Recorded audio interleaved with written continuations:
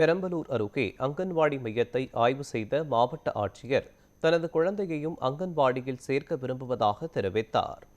பெரம்பலூர் மாவட்டம் எசனை ஊராட்சியில் செயல்பட்டு வரும் அங்கன்வாடி மையத்தை மாவட்ட ஆட்சியர் நேரில் பார்வையிட்டு ஆய்வு மேற்கொண்டார்.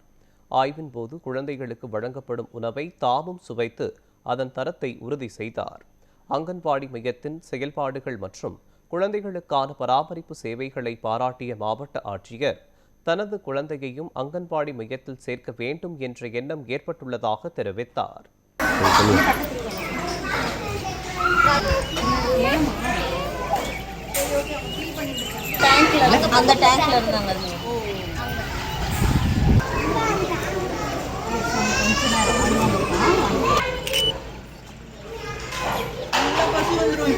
சாப்பாடுலாம் குழந்தைங்களுக்கு பிடிக்குதா?